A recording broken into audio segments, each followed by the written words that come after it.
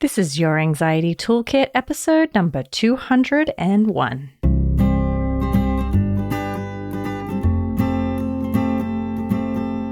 Welcome to Your Anxiety Toolkit. I'm your host, Kimberly Quinlan. This podcast is fueled by three main goals. The first goal is to provide you with some extra tools to help you manage your anxiety. Second goal, to inspire you. Anxiety doesn't get to decide how you live your life. And number three, and I leave the best for last, is to provide you with one big, fat virtual hug. Because experiencing anxiety ain't easy. If that sounds good to you, let's go.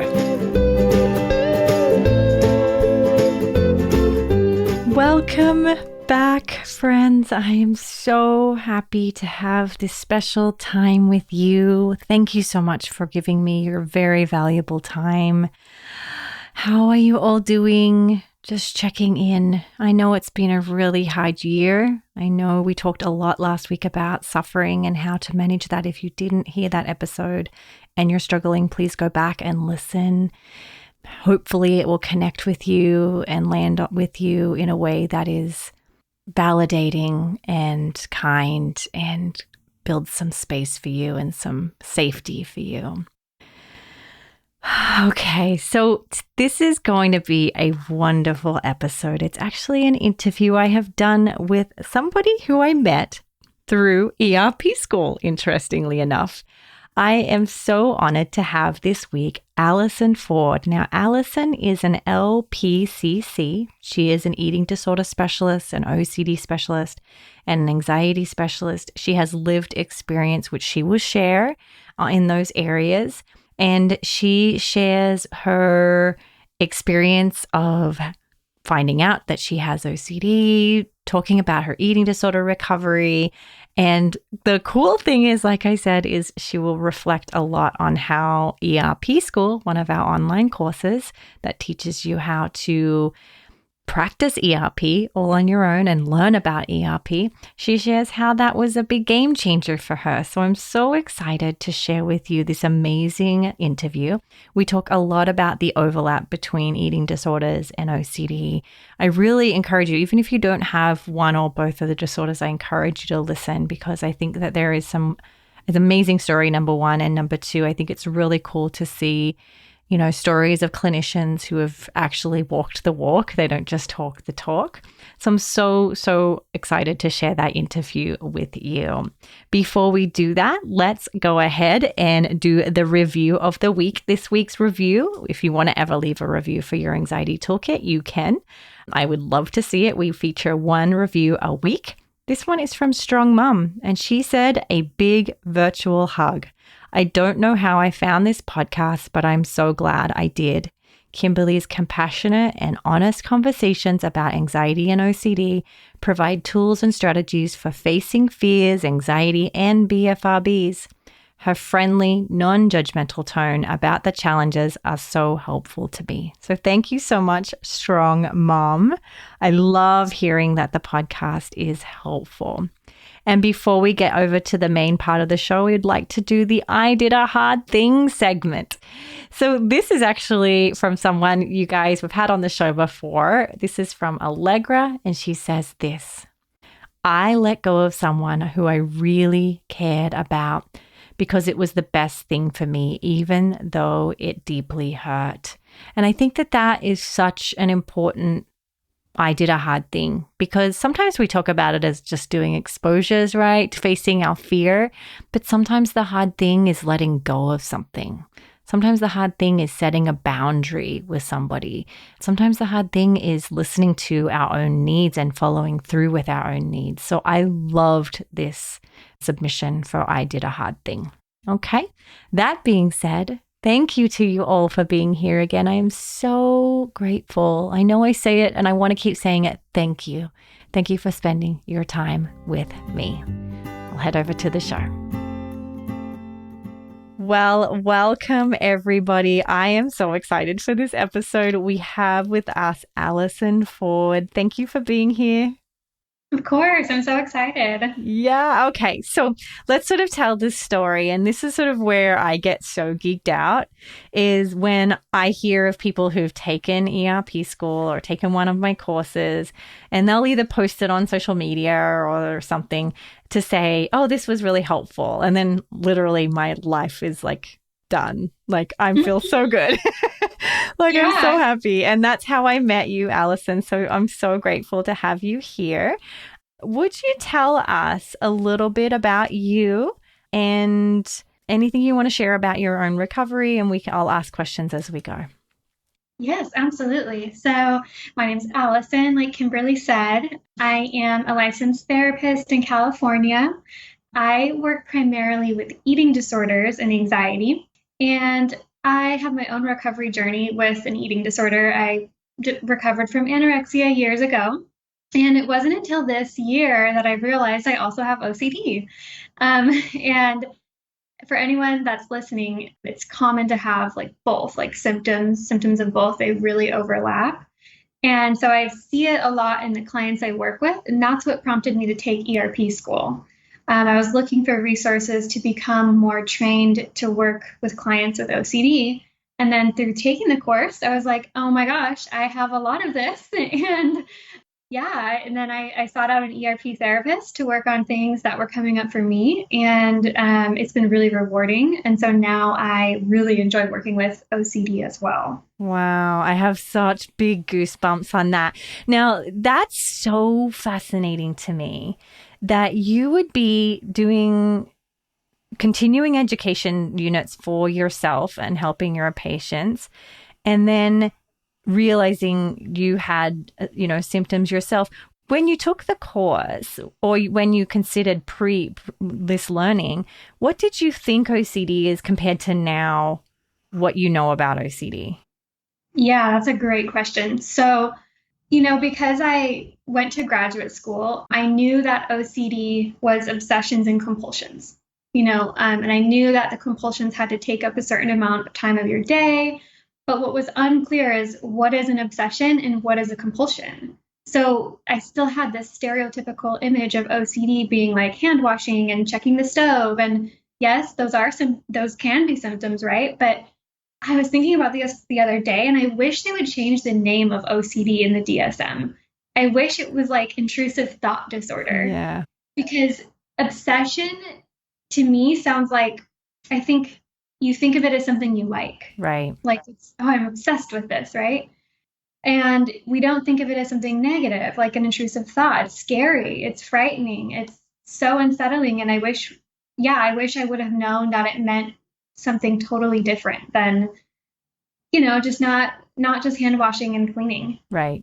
Exactly. Yeah. I think that, like I said to you, that made my day to hear that, because a big part of our mission is to sort of help educate people who, do think it's like, organizing your cupboards nicely and hand washing and lining things up evenly and so forth. So was that a great realization for you, or was that like a sad realization for you to be like, oh, there's more to it than this, and maybe this includes me?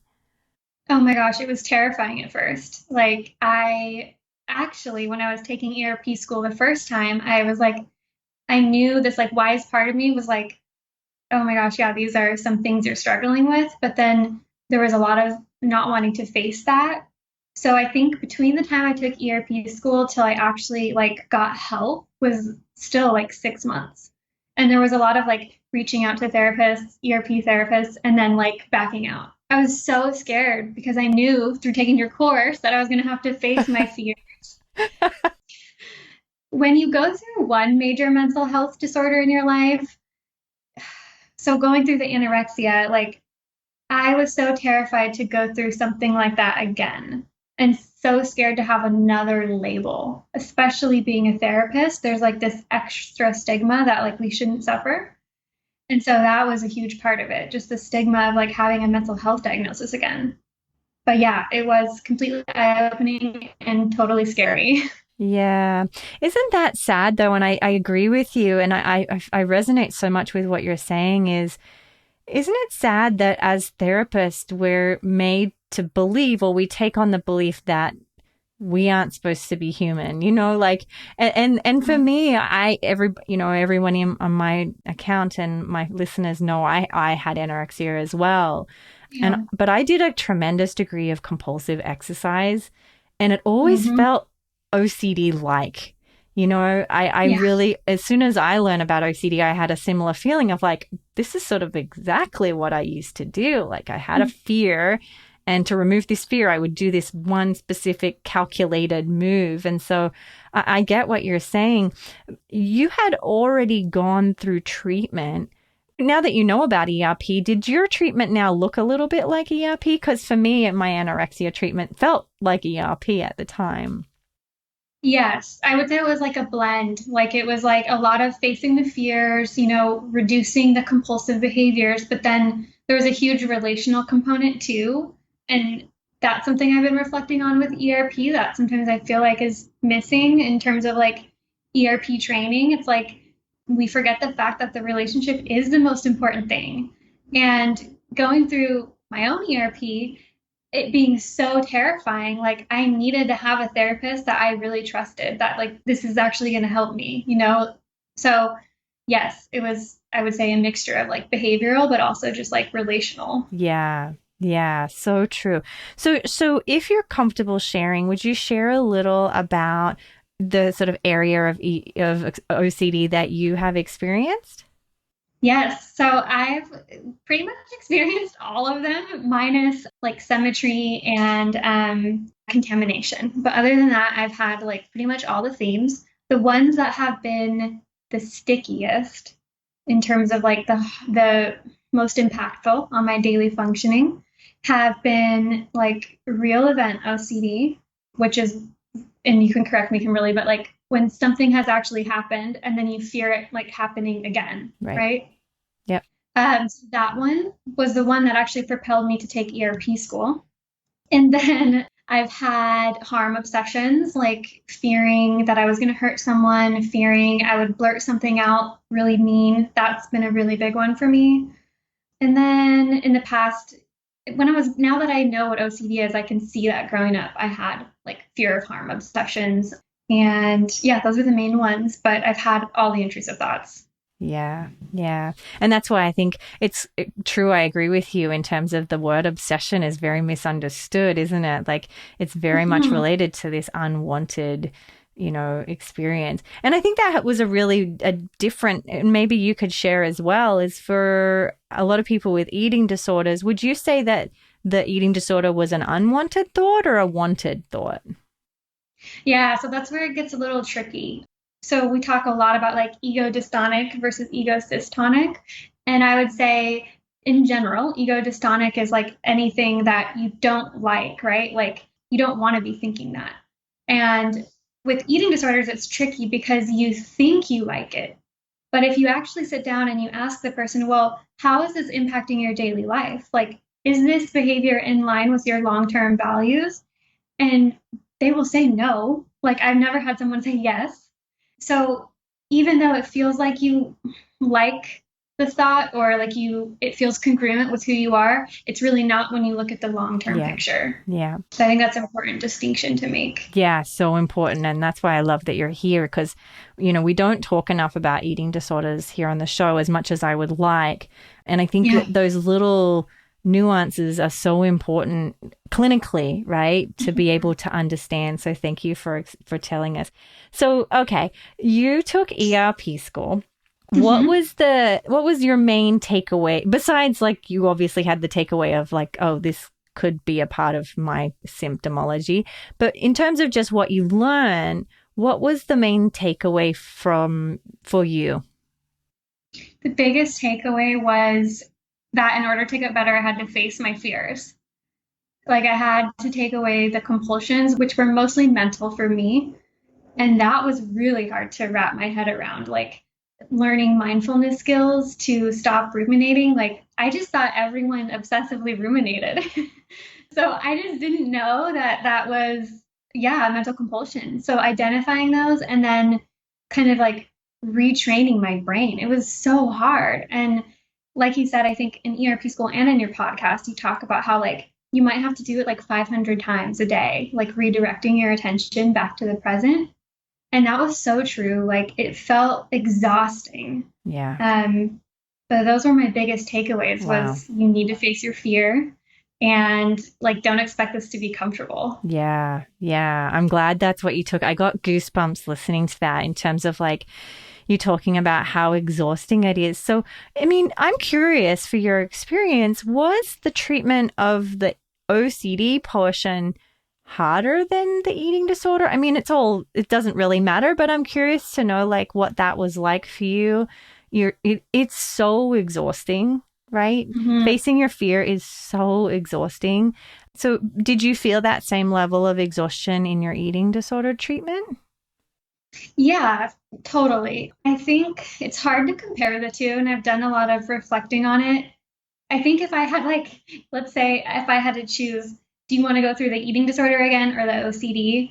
I think I would choose OCD only because it was so ego dystonic feeling that I was really motivated to get better. Right. So the treatment took me a lot less time. Whereas with the anorexia, because our culture reinforces so many of the values of anorexia, you could say, it was really hard to change those behaviors because you're fighting yourself and also like everyone around you. Whereas with the OCD, it wasn't that way. Like, the culture wasn't reaffirming the values of OCD. Right. So, right. No, I agree.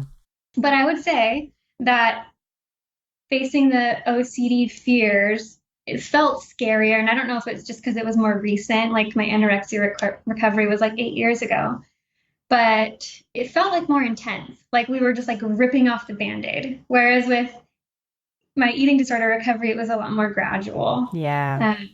But my therapist was like, nope, we're going all in. I want to flood you with anxiety. Oh, it was so scary, Kimberly. It really is. It really is. And that's, you know what, I'll tell you an interesting story, a little bit off. But I was talking with a really, really somewhat high profile influencer on social media the other day. I was actually asking a question about something specific. And she had looked at my account and she'd said, I find it interesting. We were talking about micro learning, which is ultimately like teaching in very short, small 30-second blocks. And she says, I noticed that you talk a lot about disorders and you keep telling everybody how hard it is. And she said, I find that a little like depressing. That was just some feedback. But I had said to her, my response was, well, I'm kind of in the trenches with people at the beginning.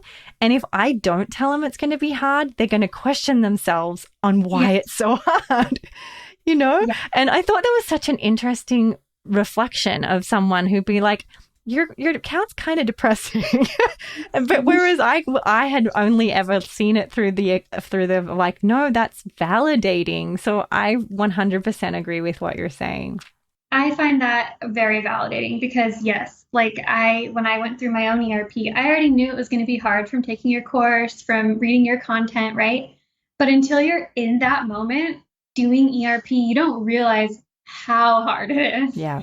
And if I was going into it with the expectation that it was going to be easy and like super cheery and hopeful, I would have collapsed. Right. Like the fact that I knew it was supposed to be hard, I think definitely helped. And my therapist validated that too a lot. She's like, yes, if it's scary, if you're flooded with anxiety, you're doing it right. Yeah. That was the biggest difference from anorexia recovery because in eating disorder recovery, I think we focus so much on like coping skills for anxiety that we miss the point that we can teach clients just to tolerate the anxiety. Yeah. Like you don't have to do anything about it. Yeah. Like that was a game changer for me. I agree. It takes all the wrestling out of the work, doesn't it? Yeah. Yeah. So I just thought that was a really funny story because I'd never once considered myself to be like having a depressive social media account. But I totally get that perspective for people. I think it's because they're not looking at it through the lens of if you have to face your fear every day, you do need that reminder. And I really appreciate you mentioning that. Was there anything that surprised you during your original training in ERP? Was that shocking to you, or did that actually be like, oh no, that sounds right? I think once I was taking the course, I realized, yes, this makes sense. It wasn't necessarily shocking, but learning about the OCD subtypes, Yeah. that was the most like eye-opening to me of, oh, this is what real OCD is. It's not everything we've been like conditioned to think it is. And yeah, so that was, I think, a huge turning point. Then I could pinpoint like, okay, where am I struggling the most? How is this manifesting for me? What do I need to do about this? Right. Right. Yes. And so will you share with us like some of your exposures and what that was like for you? Will you walk us through?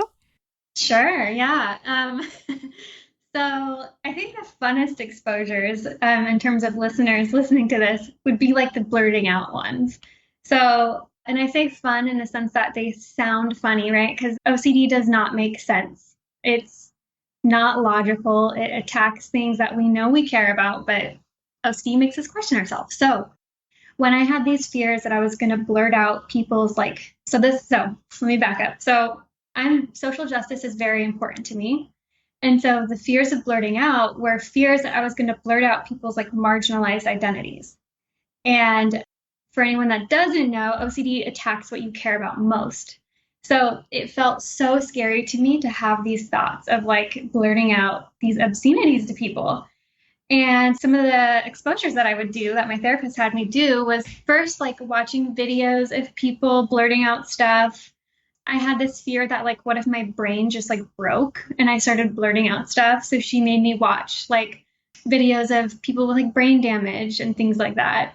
And then I wrote out a lot of scripts of, like writing out my feared outcome, listen to that like 30 minutes a day over and over. That was terrifying. And that I got from ERP school.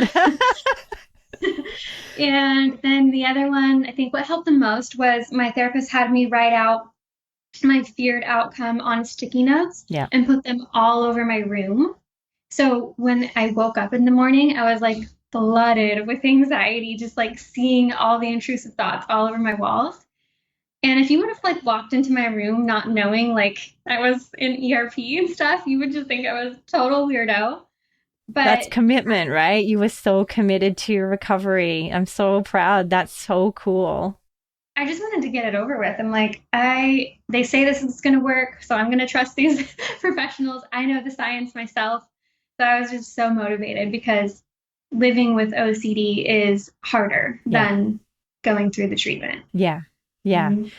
So I have a question, which I think is a question that my clients commonly ask, and you've gone through it. So I'd love to hear your thoughts. So often you are really into social justice. So I'm sure the idea of saying these words was horrible, right? Mm-hmm. Right. Went so against your values. So when you were doing the exposure, was it hard for you? Did that feel like you were going against your values to do the exposure? Or how did you manage that piece? Because I've had clients say, or people from ERP school say like, but I don't like these words. Like, I actually disagree with these words. Maybe it might be like a racist word or so forth. And that was really, really upsetting for them. And so the idea of doing an exposure to something that they wholeheartedly do not value and in fact they are disgusted by is really painful. So how did you navigate that? Yes. Well, to answer your question, yes, that was very hard. And higher up in the exposure hierarchy, I actually had to write out the obscenities while I was talking to someone. Right. So I'd be like, let's say I'm talking to you right now, and then my exposure would be to, on a sticky note or on my phone, type out the word that my OCD is saying I should say. Yeah. And it felt so opposite to my values. It felt so wrong on every single level. Yeah. And like, even just remembering it, like I'm getting a sick feeling in my stomach. Like it does, that disgust, that guilt, that anxiety is so all consuming. But I think I had to have blind faith and like trust the process, as cliche as that sounds, like trust that this is supposed to habituate my brain, right? And that like I can tolerate it. So yeah, it felt totally opposite. But then once it started getting better, meaning like it started causing me less anxiety and less feelings of disgust, I started believing that like, oh, this is what I'm supposed to do. And it was easier to keep going with it. But that first week was excruciating. Yeah. Yeah, I bet. I'm so grateful you did the work, but I'm sorry you had to go through that, right? It's not Yeah. easy. Yeah. No. Yeah. And you're right. It always and we share this all the time is it does attack often the things you value, right? Mums have to do, pedophilia exposures they are disgusted by, or their dad has to do harm. I'm just being not picking a gender for any reason, but just using those as examples of, a dad will have to have, harm exposures, and have to expose himself to his own aggression. And these can be so painful. So I love that Yeah. you're sharing, particularly, I love that you're sharing about the social justice piece, because I feel like that's actually, I'm seeing that a lot in my practice of, Hmm. because of how aware we are now of making sure that we are politically correct, or even the sort of Me Too movement. I think a lot of people are reporting anxiety about if they said something or if they touched somebody inappropriately. I think it's becoming more and more prevalent. Absolutely. And that was something I really had to learn in therapy. There's all these cognitive distortions with OCD and just like thinking errors, right? And one is that like we are hyper responsible for everything we say and do, Right. and that we have to say things perfectly. It's very black and white. There's no room for error. Right. And that was a part where I had to accept that just like everyone, like I'm imperfect. Sometimes I am going to have a thought that is not aligned with my values of social justice. Right. But that doesn't mean I'm bad, right? And it's like learning that that's okay. I'm only human. It's not my job to like save the world. Right. Right. And that we So, can be imperfect, right? Like, right. yeah, yeah. I think that is so, so true. I'm so glad that you mentioned that. Mhm. Okay, so tell me a little bit about skills. So Mhm. as you went, and actually I'm totally happy as we go if you want to compare and contrast the skills you used in eating disorder treatment compared to OCD treatment. But what are some of the skills that you either learned through CBT school or ERP school and through your therapist? What were the skills that got you through the most? Yeah, so I can tell you the top two that were the most impactful because my compulsions were mostly mental. Number one, learning not to ruminate and using mindfulness to do so, which you explained very well in a ERP school. And so basically, this is how I picture it in my head is where, let's say I'm talking to you and I'm starting to get intrusive thoughts that I'm going to blurt out something mean. I kind of picture like this little monster in my head, which is the OCD. And I just in my head say, oh, okay, hi, you're there, acknowledge it, but then come back to the present, like constantly refocusing my attention to the present. So, not trying to push it away, not trying to figure it out. That was a huge game changer for me because when you're caught up in your thoughts trying to figure it out, then you're totally removed from the present. I wouldn't be able to focus on what you're saying, but to learn, like, you can think like four things at the same time. We do that all the time, anyways. I Right. could be thinking about my lunch right now, Right. and I'm still focused on you. So, learning that was huge. And I will say it wasn't easy to learn though. Like in the beginning, I had to do it over and over. And then eventually I feel like it's like a muscle. Your brain gets more used to it. And now I can do it like pretty easily. Right. But it took me a while to get there. And then the other one, it was one-upping my OCD. And you talk about that in ERP school. Also, I went to Chrissie Hodgen's Gamechangers event, and Allegra Castens was talking about one-upping and just like giving examples of how she does it in her daily life.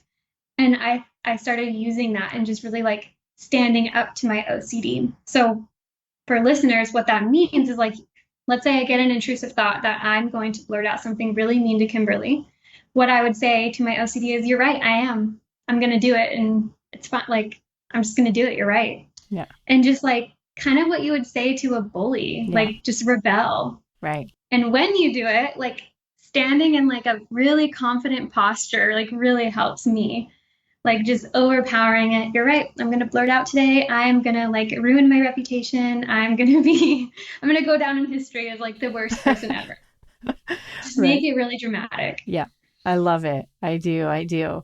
And I do agree with you on the posture piece, right? Is really, I think that power pose we take against OCD or fear can make OCD or the fear back down pretty quick. Not that it makes Yes. it go away, but it means you're in charge, not it. Exactly, because OCD and anxiety and eating disorders make you feel really small and powerless. And when we feel that way, our body reflects that. And then, like, brain chemicals change that make us feel more like that. Right. So when you change the bodily stance, yeah, like it really does work. Right. So curious, did you have that fear about the podcast today? No, actually, I didn't. I mean, as we talk about it, the thoughts can come up, right? But I didn't go into it that way, Interesting. which is incredible. I mean, Yeah. And I think would you agree that had you not gone through your own exposure and response prevention, like this kind of setting would be something that would be triggering, or is it more just face to face with people, in daily yeah, no, lifestyle?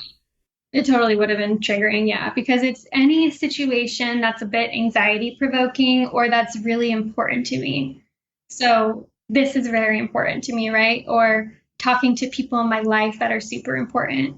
It would come up in those moments. Or like with the pandemic, I hadn't seen family for a long time. Then when I finally saw them, I was a little bit anxious and I had these thoughts towards them. And yeah, so it's any situation where I feel anxious. And sometimes just when OCD feels like it, it could be completely random. Right. Right. Oh, it's so good. I just cannot tell you how rewarding it is just to hear you say like, or I just love when someone will say like, oh, I didn't know I had OCD until, they found ERP school or something or a podcast or something. So I just love that information is getting out there.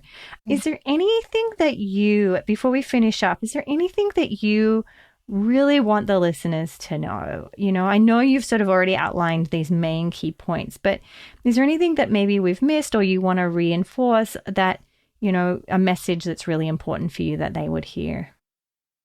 Yeah, absolutely. I think, just reflecting on the different journeys of anorexia recovery and OCD recovery, I will say that it is so important to learn that you can tolerate discomfort and anxiety.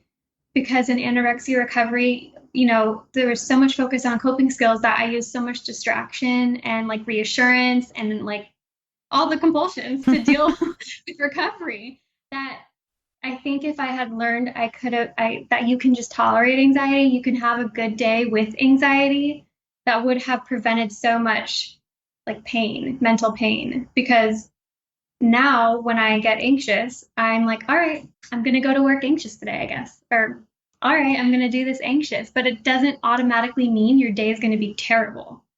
And that's what OCD, anxiety, those disorders all try to make you feel that way. Yeah. And it's so empowering to know, like, you can do this. Yeah. You can be an anxious mess and still have a great podcast. Yeah. 1000%. So, 1000%. I love that message so much. yeah. I could just keep going. I'm actually really I want to keep. I'm gonna, of course, give you a chance to share about where people can find you. But all I want to hear is I love hearing the contrast between the eating disorder and the OCD treatment. I think that there's something we're not talking about enough. We should propose a conference talk or something on that, because I think it's so important for people to understand those differences and why they're so important and how ERP can actually work for eating disorders as well. So cool. Tell us where people can hear more from you. I know you have your own podcast. Tell us all the things. Yeah, so you can find me on my podcast. It's just called Body Justice. It's all about social justice, eating disorders, anxiety, all of that. And then on my Instagram at bodyjustice.therapist. And then my website, www.allysonfordcounselingservices.com. Right. And those are all the places you can find me. And I'm on TikTok too, at Body Justice Therapist. I'm getting into it. So. All right. I can't get into TikTok, but I will watch and learn from you. It took me a while, but now I'm like, this is a bit easier than Instagram. Oh, is it? Well, that would Yeah, be you're nice. starting videos. So Yeah. Yeah. Well, I really am so grateful for you.